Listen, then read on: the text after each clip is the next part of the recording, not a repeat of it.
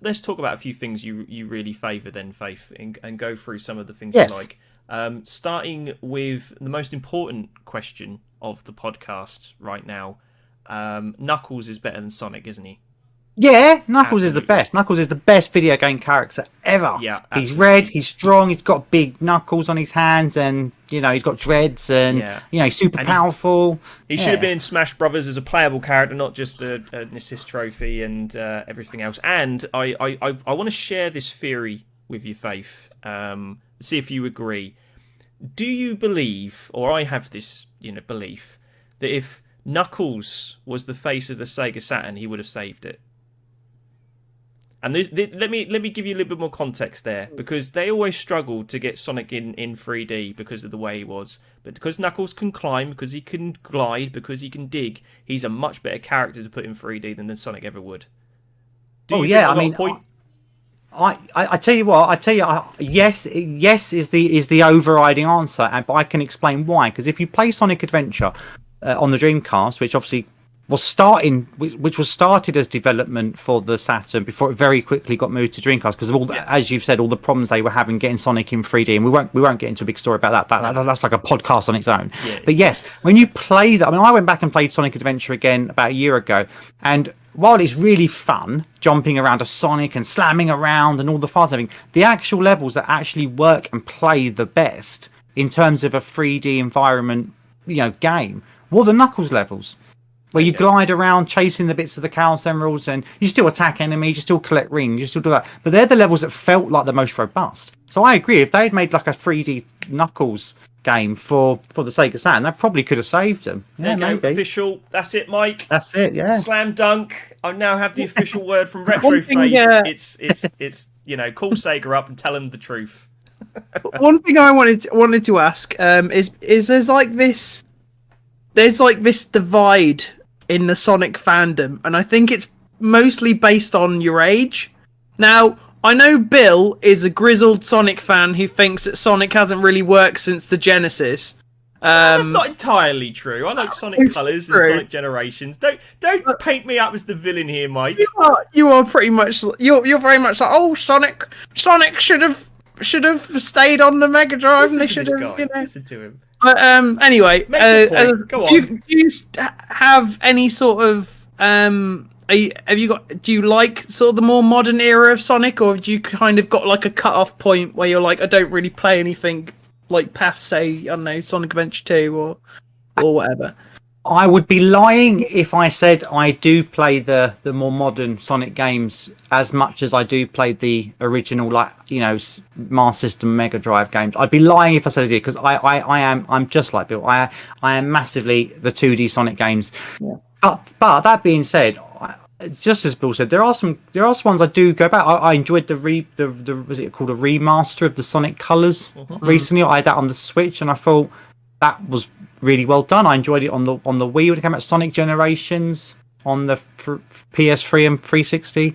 That's a really well made Sonic game, but it mixes 2D and 3D. I think that's where Sonic misses a trick of when it tries to be too fully 3D and doesn't give you enough.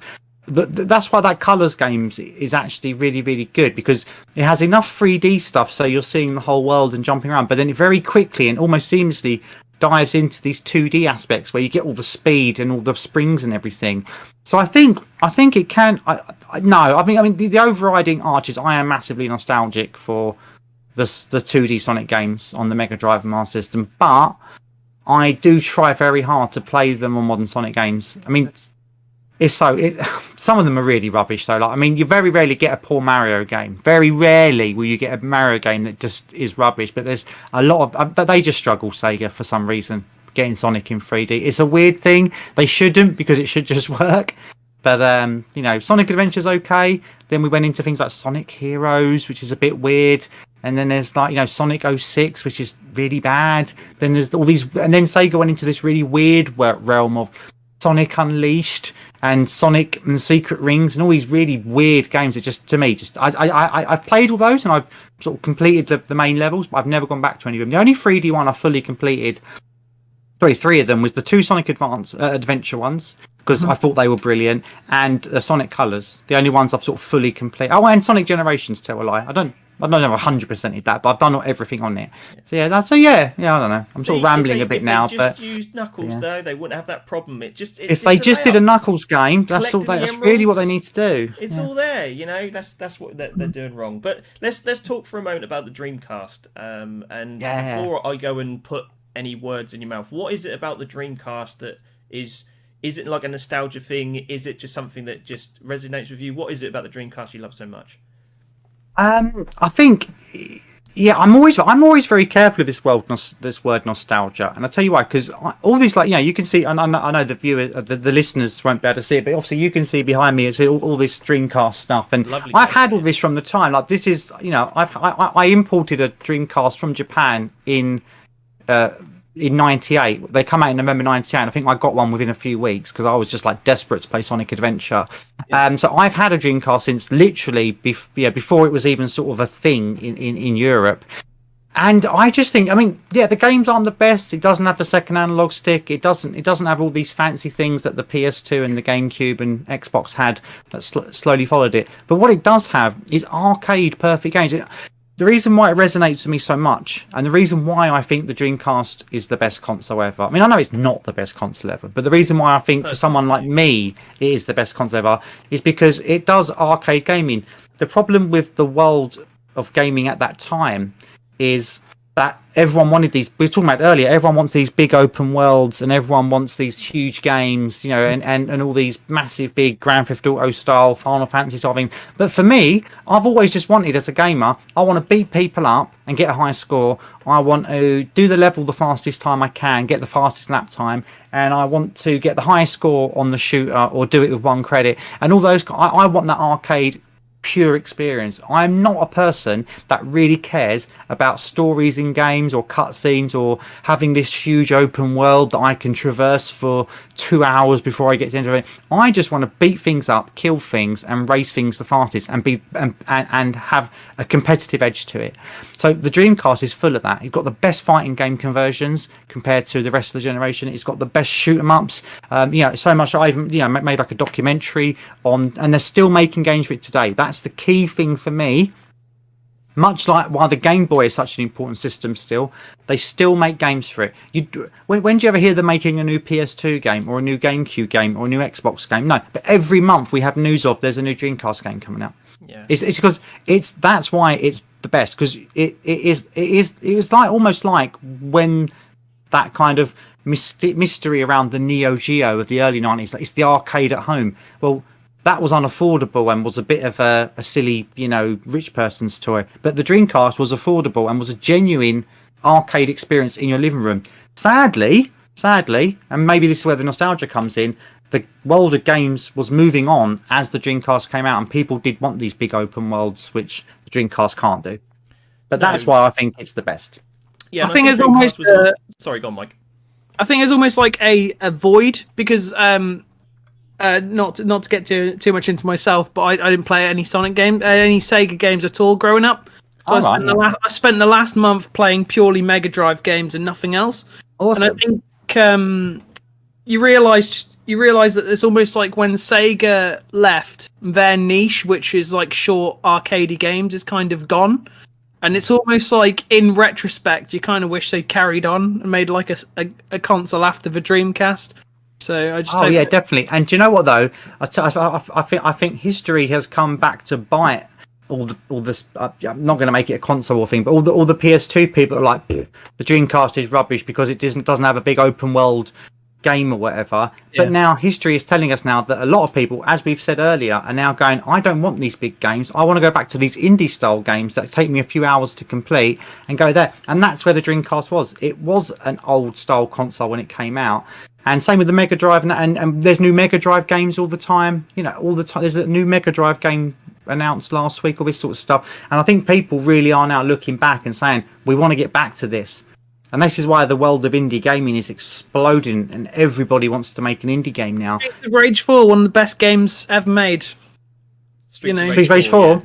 Yeah. I do you know what? I almost cried the other day. Well, actually, it was Friday when I was looking for a game to play for myself, and I've got Xbox Games Pass on my PC, and I went to go and play Streets of Rage 4, and it had gone. It had gone.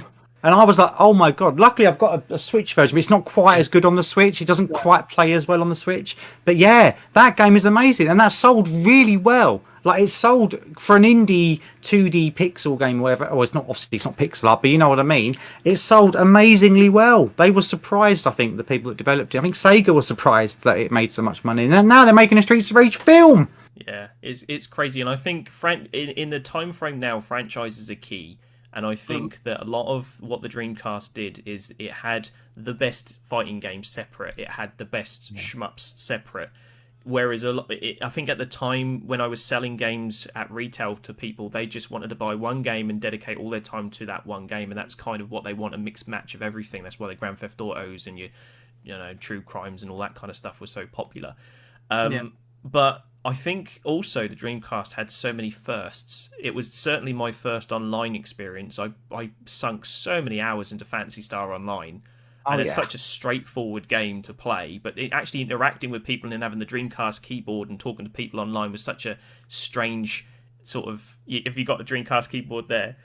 I've got something better. I've got the game. I play Phantasy Star on the. I play Phantasy Star on the GameCube. Obviously, I love the Dreamcast version, but it's better on the GameCube because there's more levels and more stuff to do on it. And it's this is what if we get to talk about my streaming, this is what we're talking about. The Phantasy Star, keyboard and controller in one. Yeah, I almost bought that myself, but what we tended to do a lot more on the GameCube one when it came out with my friends is play the split screen because 4-player split screens like crazy.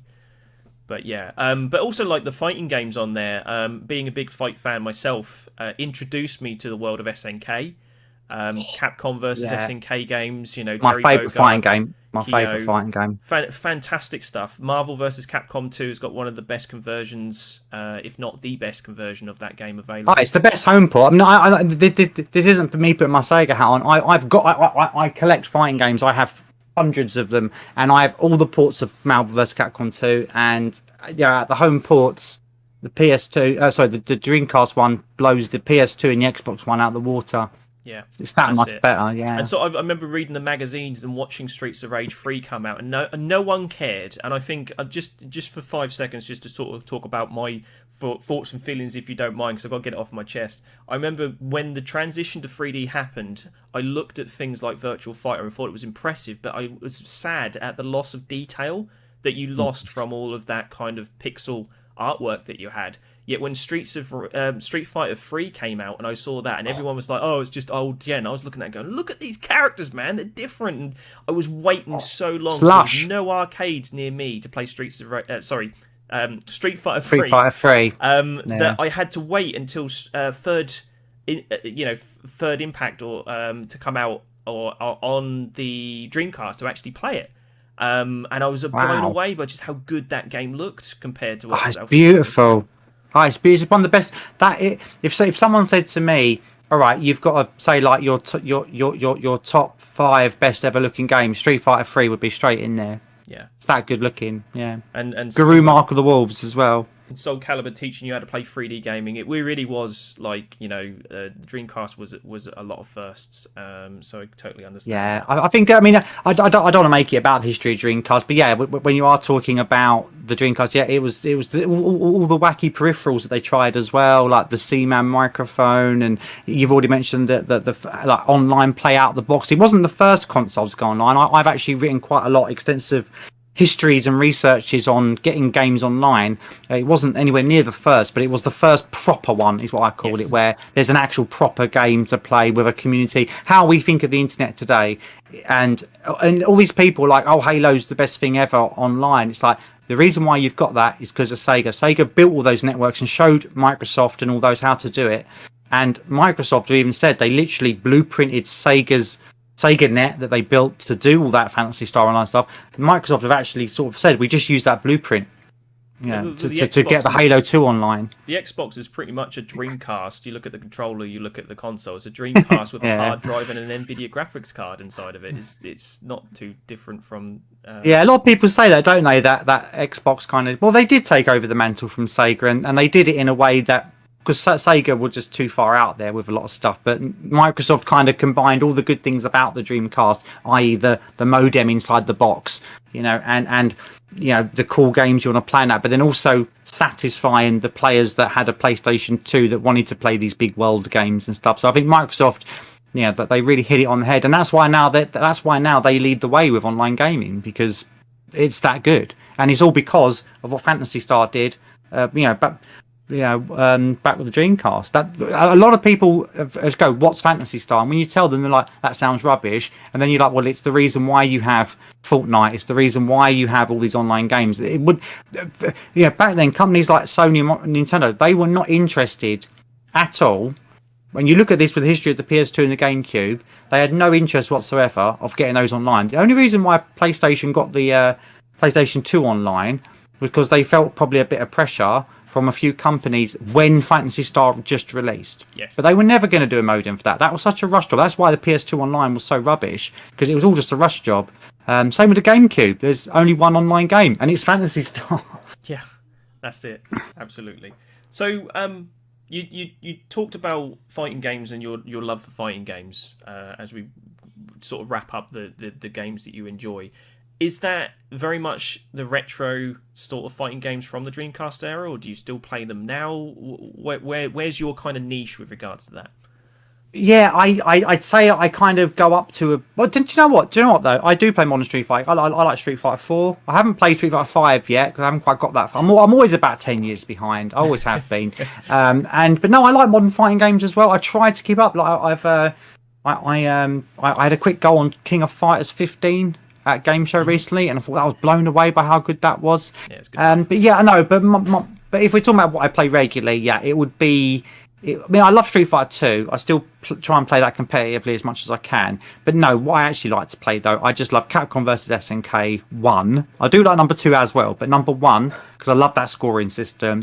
And yeah, and like Street Fighter 3 and Guru Mark of the Royals, which are equally as good as each other. So yeah, I do kind of get stuck on those weirdly, but that's what happens, isn't it? You get games you like, you just keep playing them. Well, I think the video game industry moves so quickly, you don't get a chance to sort of digest the games that are out there. And I think I'm getting to the point where I get to, I don't think past 2025 I'm looking for any new games. I want to go back and find all the gaps in my knowledge. And sort of enjoy those, especially with fighting games, because there's every character. Well, I'm trying to teach Mike how to play a few fighting games now and get him into the genre myself. It's like every character is a brand new game because it just changes the rules completely. And how that's what makes fighting games so good. Is I hate this phrase because it's very cheesy, but easy to pick up but hard to master. I mean, absolutely. I'm still playing some fighting games today, and I'm still learning. I was playing. I did an article on Killer Instinct recently, talking to Kev Bayliss, who was one of the designers for that, a Rare legend. He was like a legend at Rare when they were making that. Yeah, and he, and even then, talking to him about that, I was like, I didn't know that about that. And he was like, but I thought you'd been playing this game since it's come out. I was like, I have. So when I went back after talking to him and I played, I was like, oh my God, I didn't even realise that. And it wasn't like because it was something that was just like totally missed me by. It was just that they're so in-depth fighting games while they're also so shallow, if that makes sense. Yeah. Especially, a lot of people think fighting games are just button mashers, like tap the button. And when you watch people play like that, you can see why it doesn't grip them, because it's all random and nothing's really happening. A bit like Super Smash Brothers, we won't go into that. But when you learn a game and you sit back and say to people, stop mashing the button, and they're like, what do you mean? And it's like, just let go, just move the character around, block, learn to block. When they start learning to block, they're like, oh, I don't die. And it's like, yeah, you don't die. And then it's like, what else can I do? And when you start showing them, and I'm sure Mike's learning this now, when it's like, stop tapping that button really hard like this, and it's it's not about how fast you can push them, it's about how you use them. And I showed a few friends, I was like, I'm going to give myself 10 button presses and I'm going to kill you.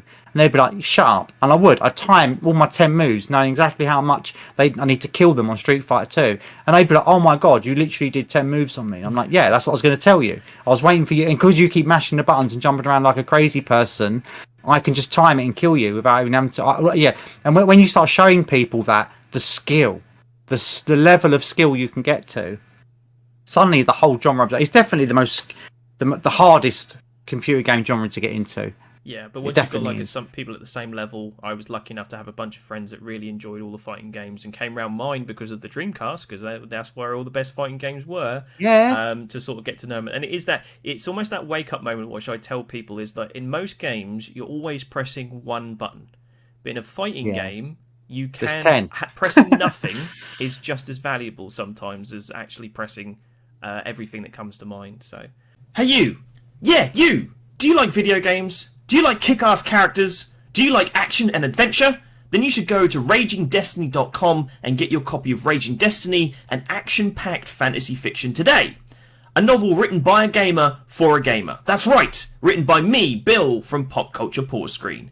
It's a non-stop thrill ride with in-depth characters that very well could be your next favourite franchise. There isn't any slowing down in this book, oh no!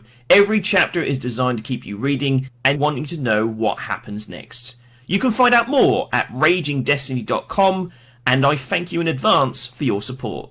Now, back to the show. The other genre you really enjoy, which I was not going to let you go, Faith, without going through these, because no one ever says this to me when they come and speak to me about video games, is shoot 'em ups. Now, are we calling them shmups, bullet hells, shooting games, or what? I hate the word shmups, but I'll say it if I have to. Well, I suppose if we're going to get, I mean, shmups is the overriding genre of shoot 'em ups, which by that we mean a craft, usually a spaceship or something that flies around shooting aliens on screen, Space Invaders onwards. Bullet hell would be a subgenre to that, which came about from a company called Cave, who filled the screens with bullets. They were originally called like bullet fillers or something, but bullet hell sounds better in the sense that there's so many bullets that you're spending more of your time avoiding bullets than you are actually shooting at things. So that's the more modern style where they have to keep evolving it as a genre, because it is pretty much, if you think of Space Invaders, you know, before Space Invaders the video games were very odd and strange and that, but that was the first, what I'm going to call, big computer game, if you like. You know, obviously Pong, whatever, but Space Invaders was, so that's why shoot 'em ups are so important, because it's the oldest genre of proper gaming that we really know of, and they're I coming think back. they're coming back. People love them now. I love it when someone sends me one to review, because I'm like, yes, a new shoot 'em up thing. But they come in so many different styles now. You've got ones called like on rails ones, which would be like Panzer Dragoon or things like that, which again they still fit into the genre, even though they might be a bit more 3D. They're trying something different. You've also got you've got cute 'em ups as well, which are less about, you know, they're more like sort of collecting things and stuff. Things like Cotton and that. But yeah, the reason why I like them, and I'll tell you why, it's really simple. It's just the most pure game experience you can have. Because when you actually look at what a shoot 'em up is, it's you're a spaceship, you shoot a button, you shoot a bullet and you kill things and you get a high score. And if you don't get hit by the bullets back, you complete the game. And that's where the idea of this, what we call 1CC, so like one credit completion, where you don't die, you're not allowed to die. And that's, for me, is like I am desperate to do that with most shumps I get. Thank you, darling. I wish that happened to me. Say hello. It's my boyfriend Sam. Can you bring me a drink as well? Is that all right? We have tea, yeah.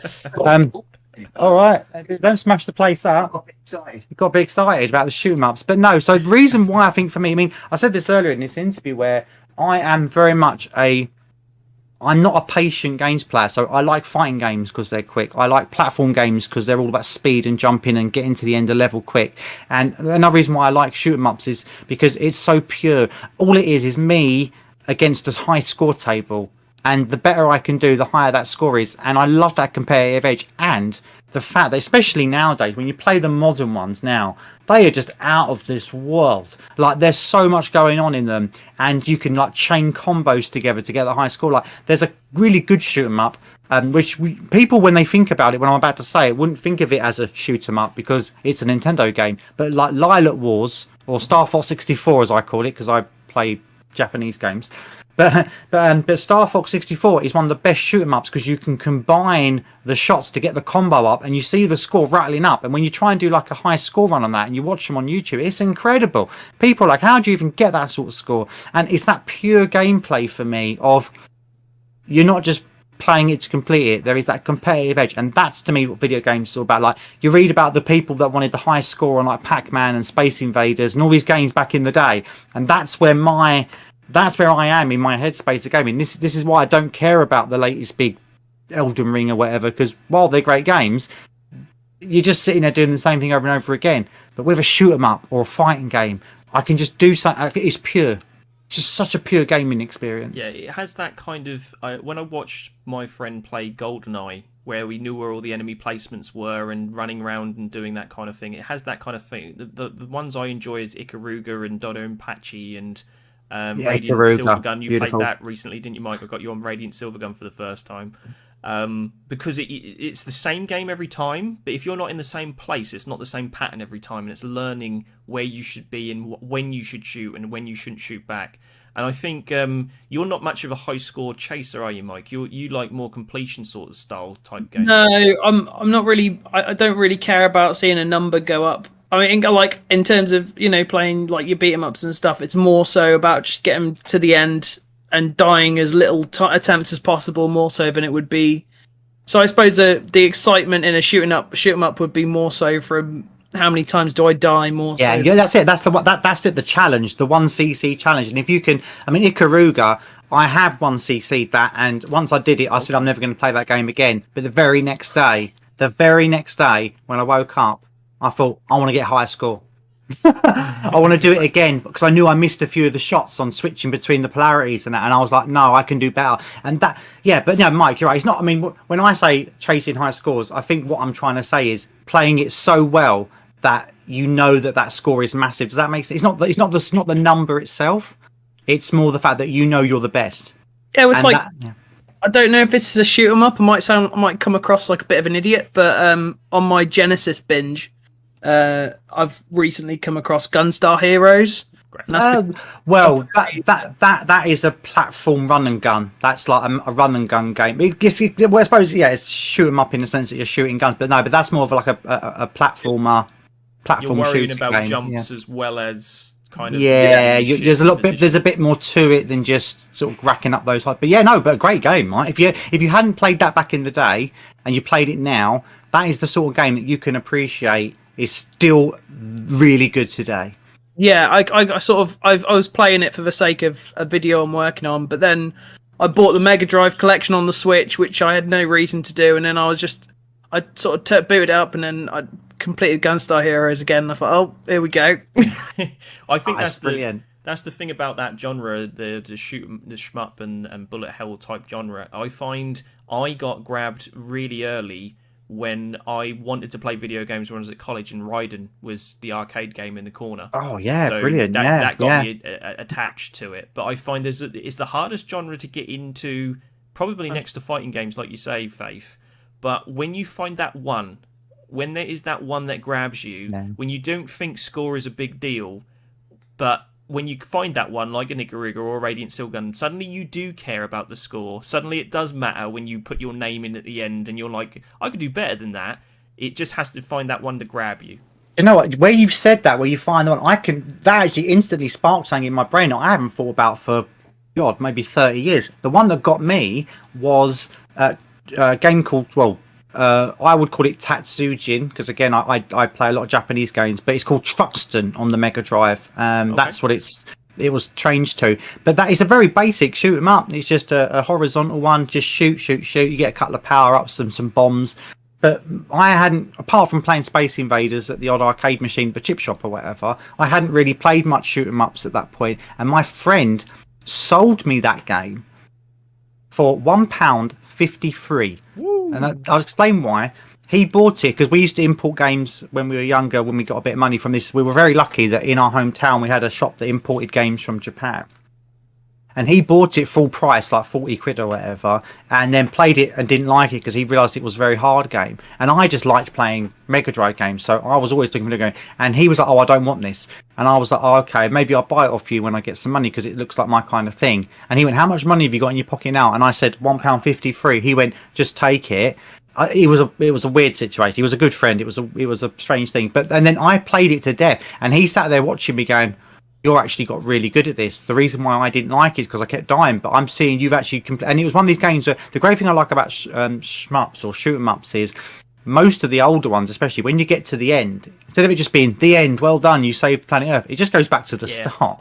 And that's why, and it's how long can you survive? But that truck sting, or Tatsujin, as I know it as, had 5 repeats, and I sat there, and it took me a week, but I completed all 5 repeats, and it gets harder and harder and harder, and it was like mesmerising. That's what hooked me. So just sorry, I totally derailed it, but that's like you were saying about the one that grabs you, and that's where my love for it. And I just remembered that was the first one where I thought about it in that sense of being a competitive. I want to get to the end and do that one CC. Yeah, and I think if finding fighting games like shoot 'em ups, there's that if you especially got a friend to sort of see your progress, it's like having an online multiplayer RPG where you get the big sword in the game, but no one can see it.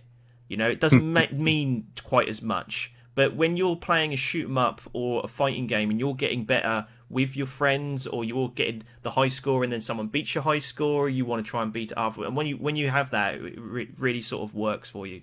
So it does, yeah, it does. I think that's it. It is the genre. Fighting games and shoot 'em ups are that genre where you've hit the nail on the head. And maybe that's what it is a bit more for me as well. It's not about high scores or doing things without losing a life. It is you genuinely improve as a gamer. Whereas playing the latest RPG, as you said, oh wow, you got a level up because you pushed X 5,000 times. Here's a new sword. There's no skill to that. You're not improving as a gamer. But yeah, fighting games and shoot 'em ups. You want to see how good you are at gaming? I used to go down Trocadero and try and get to the finals every year of Street Fighter 2, and it was hard. There was people that were just that good, and you get to that level of competitiveness of it. The only thing I wish that those games had was a better way of training people. And I think Capcom, as much as I love their games, they are the worst at training anybody how to play their games. And I think shoot 'em ups especially are so much more fun when someone sits you down and just gives you a few little tidbits to get you started, and then you go, oh, that light bulb gets off, and then you get it. And I think that's their arcade nature, because they were born in the arcade and people were sharing information in the arcade. That doesn't always transition to a home console. When people like your friend bought that and go, I don't like this, maybe if you had it and shown them first, then he would have maybe got an idea and went, oh, that's how you play it. And then suddenly it gets, And that isn't that what makes gaming so wonderful? Yeah, I mean, I think the reason why I'm the sort of gamer I am is because I did grow up in arcades. I was, again, very fortunate that there was 3 arcades in my hometown. There was Sega World at top of Debenhams. There was Silver Dollar, that was in near the market, and then there was another smaller one up the high street, and there was 3 of them. All had the Metal Slugs, the SNK games, the Capcom games, the Sega games, and I grew up in all that. And this is one of the reasons why my gaming tastes are like my boyfriend who we saw earlier. Like he's got completely different gaming taste, but he didn't necessarily have that arcade experience constantly, like I did. Every day I'd be in the arcade, I've got 20p, it's gonna have 2 goes on Street Fighter, 10p a time. Oh yeah, that was my mentality. It was a lot less about the home experience, and it was about that social community of being in the arcade and learning off your friends. And you watch the best Street Fighter 2 players, and you're watching what they do, and then when you queue up and it's your go, you'll try and do it back to them, and then you'll beat them, and you're like, yes, I've learned. And you see that progression in yourself. I just don't think you get that with modern games these days. Very rarely is there a game where you improve as a gamer. And that's not to poo-poo all the modern games, but I think that we've lost that as a hobby, where you actually have to get good at something to win it.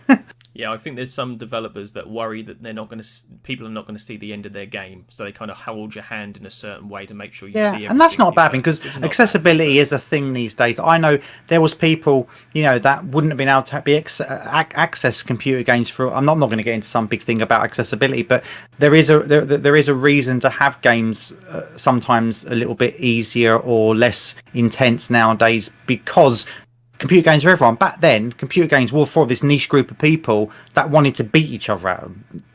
That was pretty much it. Yeah, I know, coming from an outside perspective, going back to these Mega Drive games, I don't think I would have gotten into a lot of them if I didn't use the I don't want to call it cheats, but it is kind of cheating. The things that they add, like save states and things like that. Because as someone who hasn't got much time, if you want to, like, when I was determined to play Streets of Rage 1 legit, because I'd never played a beat 'em up and I really wanted to get into them. But then it was like, after replaying the first stage like 20 times, I just thought, you know what? I'm just going to put a save state down at the start of every stage, get through it, and then that sort of compelled me to beat it again. So I think. But isn't that what's good? But isn't that a good thing then? So while we can say you felt a bit guilty for doing that and then you wasn't playing it right. I mean, but going back to someone that played Streets of Rage 1 from the day it came out with my brother, and it took us months to get to the point of we're going to complete this to a good standard.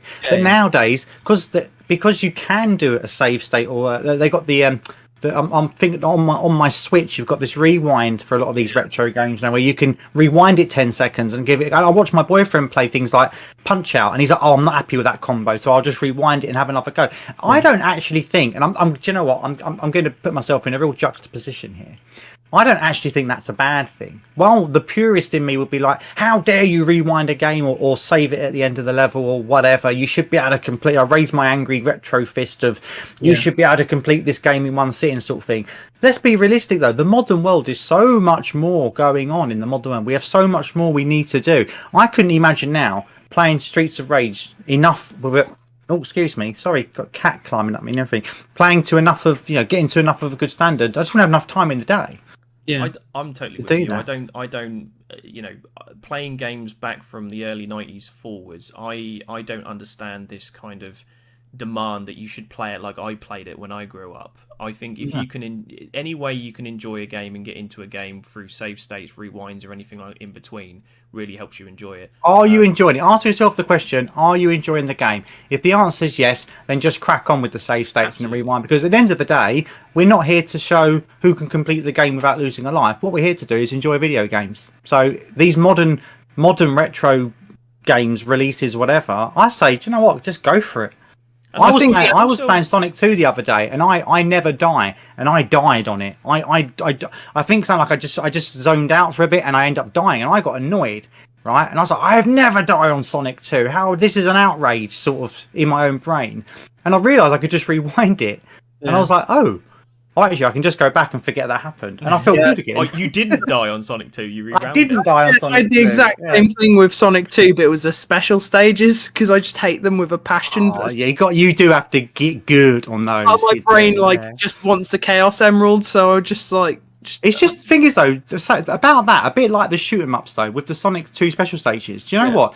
It's like the shoot 'em ups. It's just a memory thing. Once you learn where all the bombs are and where the rings are, I noticed it. I hadn't played Sonic 2 for a few years, and I was a bit worried about that as well because I wanted Super Sonic. But when I got onto them, it was like muscle memory. I was like, oh yeah, go to that side. There's a line of rings. Go to there. There's a line of rings. Push jump now, and it was just a muscle thing. Where I'd done it 50 million times as a kid, it was still in there.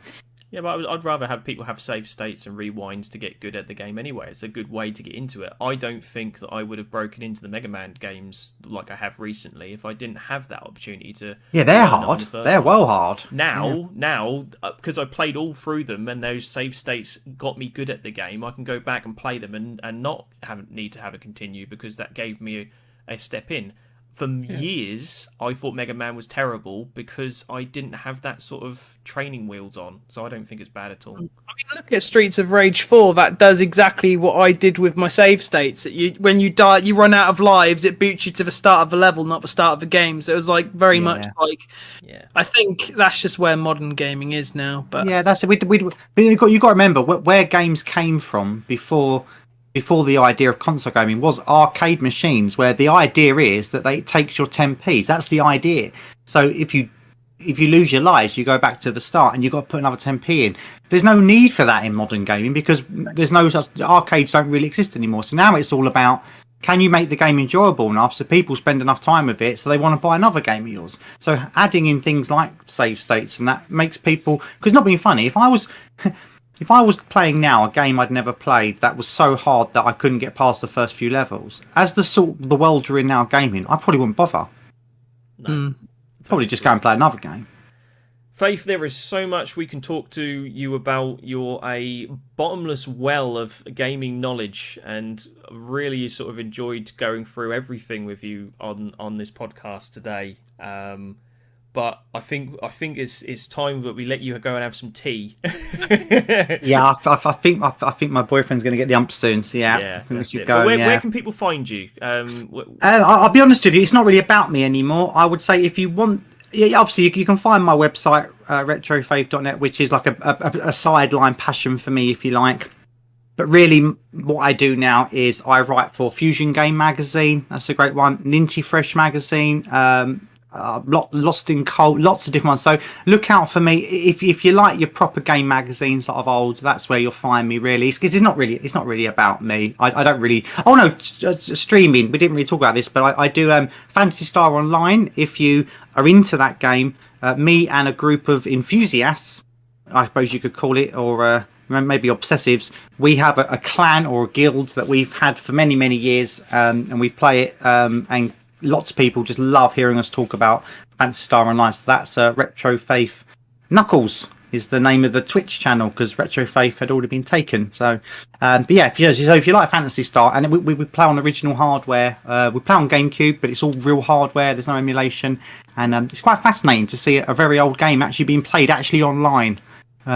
And then with the modern technology of phone calls, so we can all chat at the same time. I might have to pick that up myself. I've got a modem somewhere to dig that out and see if I can join you maybe sometime. Do it. That'll be fun. I've got to dig out my character. I don't know what level it was, over 100 or something. So maybe see if he's still worth playing. But you're also really active on Twitter as well. Yeah, Twitter and Facebook, yeah, usual things. Yeah, Twitter and Facebook and all that. I mean, I'll be honest with you though, a lot of that is, I don't mind if people want to message, no problem whatsoever, but a lot of that is more work-based stuff. So if I don't respond to like, how's your day or what's your favourite game, it's probably more because I have to sit and look at those things all day long, and I get a bit bored of Twitter and Facebook. As do we all. But no, I think that's been outstanding. I love talking to you, Faith. It's been a pleasure. Thank you so much for coming onto the podcast and sharing your lives with us. There was some golden information into there, and I hope that helps some listeners out there maybe get into the world of journalism. And yeah, on that front, if anyone genuinely is interested in how to get into the journal, please just email me. I'm happy to read something of yours and give some good, positive, constructive feedback, and give you some pointers of where you need to be looking into, or even help you get on the ladder. Because I've got my own website. If people are looking to get into be a game journalist, I'm happy to put most people's work out within reason. You don't get paid for it, but if you just want stuff published, you can have a space to practice your art. Great stuff. There you go. There's your opportunity. Go speak to Retro Faith on Twitter and all the socials to sort of get that done. Thanks for listening to the Pop Culture Pausecast. Check the channel for other episodes, new podcast every Wednesday. Or, if you're one of the cool ones, you can watch some of my other videos right here on Pop Culture Pause Screen, or maybe catch me live on Twitch every Monday from 7 PM UK time. And show some love to my partner in crime, Mike, over at his YouTube channel, Mike Ritiques. Link in the description. He does some great game reviews, he really does. And if you want some action, adventure and kick-ass characters in your life, then go over to ragingdestiny.com and get a copy of my book, Raging Destiny, a novel for gamers written by me, a gamer. You won't regret it, and I appreciate your support. That's ragingdestiny.com. You should have links to all of this in the description below, or on screen now for you to click. But for now, it's time to stop talking and go play some bloody video games. Catch you next time.